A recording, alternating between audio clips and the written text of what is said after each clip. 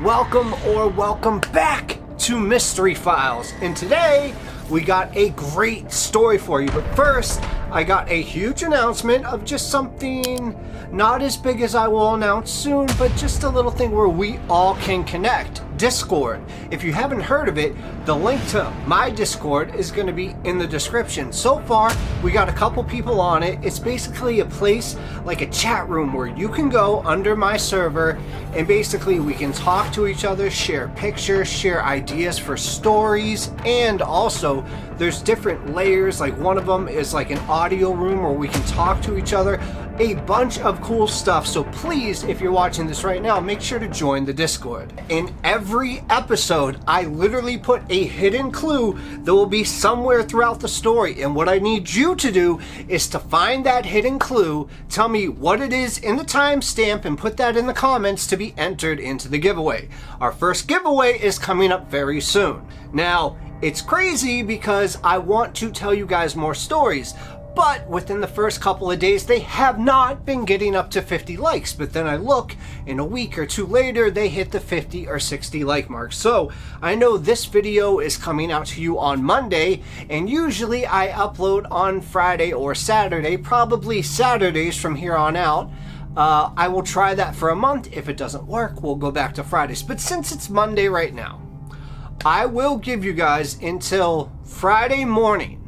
By Friday morning, if you guys have over 55 likes, you will get 2 amazing stories this weekend. And if you get over 100 likes, I will give you 3 stories this weekend. Alright, so without any further ado, as of now, it is time to slip into a mind that's not our own. Let's go.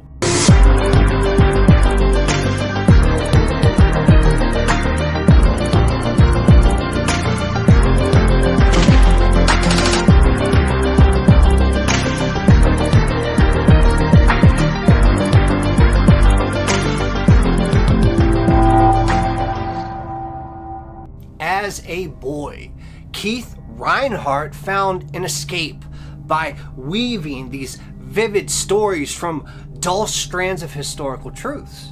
And while most kids his age dreamed of something like athletic glory, young Keith cocooned himself in Chicago's public archives, ingesting century-old newspaper microfiche reels. He had this uncanny knack for resuscitating cold cases long written off through imaginative, highly personal retellings, often adopting the perspectives of the victims themselves. And Reinhardt's flair caught the eye of local college paper editor.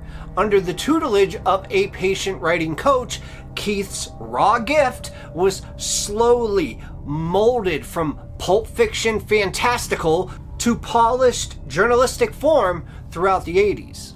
And after earning an English literature degree in 1985, the aspiring author landed a regular paid column in Chicago's Daily Herald that indulged his passion for literature between present reality and past tragedy. Now, for the easygoing and perpetually curious Reinhardt, the city's immense history provided boundless oddballs, misfortunes, and unsolved cases to profile. And at that time, he filled forgotten voices and served the downtrodden some overdue dignity through playful postmortems. And of hundreds of peculiar cold cases, on September 1987, the disappearance of Thomas Young uniquely enthralled the young scribe. You see, Young had just evaporated without a trace from an apartment behind St. Benedict's Church where he rented a unit there. And when Reinhardt's September 1988 retrospective piece highlighting the year anniversary of Tom's co-founding vanishing sparked tremendous reader interest. And that's when Keith realized that certain tales hooked the collective consciousness unlike any in Chicago's extensive rainy day mystery backlog. And through 1988, Reinhardt began regularly visiting these locations where Tom Young was last seen, hoping that, this physical proximity to the tragedy might summon investigation inspiration. and he soon stumbled on the perfect embedding opportunity. Tom's old rental unit inside St. Benedict sat unoccupied. Still, as landlords struggled replacing a tenant on premises with such stigmatized recent history. But never one to shy away from macabre backstories, Reinhardt eagerly signed a 6-month lease on apartment 2F and moved his drafting desk directly into the space that Young once inhabited. Now that he was fully settled into Tom's world circa September 1987, Keith's long-form follow-up profiling the intricate minutiae of apartment life through the lens of a vanishing man came pouring out in vivid personal detail. This guy was a journalist at heart, and he was doing everything he could to try to solve this cold case. And as the first anniversary of his initial Tom Young retrospective piece loomed, Reinhardt prepared a bold manuscript dramatizing the case by blending factual fragments with a little bit of fiction. His anti-hero lead, Guy Gibson, embodied quirks and experiences of both Tom and the writer himself in younger years. In submitting this genre-bending human mystery hybrid to his Herald editor could mark Keith's creative apex. I mean, fate itself seemed invested in rapidly elevating the intrigue factor of Reinhardt's project, and endangering his own welfare, though, in the process. But 1 week before Keith's deep dive published, an unthinkable discovery shattered lingering hopes that Tom Young may have simply started life at a new place. In a Lakewood Gulch forest 2 hours west, a hiker and a roaming German shepherd unearthed scattering partial male remains. And that's when forensic analysis soon confirmed the victim was none other than Reinhardt's obsession, Tom Young. Solo apartment renter turned figure of regional fascination. Equally chilling, Young's canine companion was found with identical, fatal cranial damage and just mere inches away from each other. Two soulmates, you could say, brutally murdered, execution style, in the same remote wilderness, just a year following Tom's urban vanishing act. Rather than clarifying mystery, however, the macabre mountain scene provoked deeper contention. Local authorities swiftly classified this as an open and shut case, and facing, I guess, insurmountable inner demons, Tom Young had apparently masterminded the wilderness taking of his own life along with his best friend, which was his dog. Now, this assertion incensed Young's family and inner circle. Gentle Tom, experimentally battling mental illness they could conceive, but calculatingly ending a dog's life made zero sense for a lifelong animal advocate, which he was. Why not let the dog just go and escape in the wild? Critics argued. Conveniently tidy evidence at the scene screamed orchestrated cover-up angling. And amidst bittered disputes over simplest explanation conclusions, a bitter chill crept across stately Lakewood Gulch as the leaves turned and the days shortened in October 1988.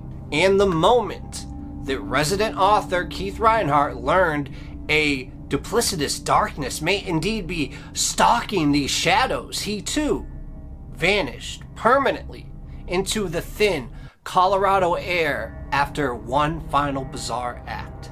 On October 15th, Lakewood Gulch Cafe owners watched Reinhardt purposefully stride towards the fog-draped face of nearby Pendleton Mountain dressed in a flannel shirt and jeans, and without any provisions, any gear, or any rational plan for summiting and descending safely before nightfall. And this is where things get twisty and creepy. Keith then offered only cryptic, parting words alluding to a long-standing impulse for testing limits in the wilderness terrain after hitting 50. But even years-long confidants found this spontaneous farewell hike peculiar, as Reinhardt had never shown outward aspirations for extreme athletic feats before.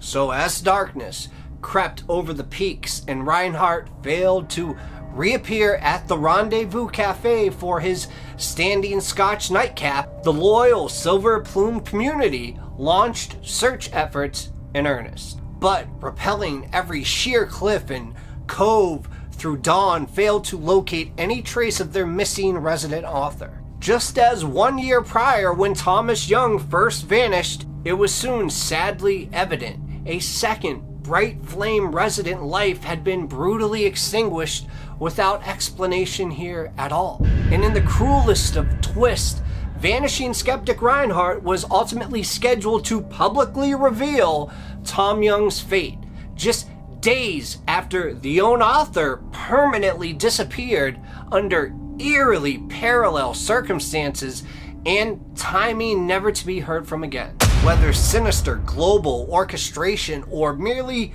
catastrophic karmic coincidence binds the broken lives of Tom Young and Keith Reinhardt, justice continues to find two bereaved families still mourning their losses decades later.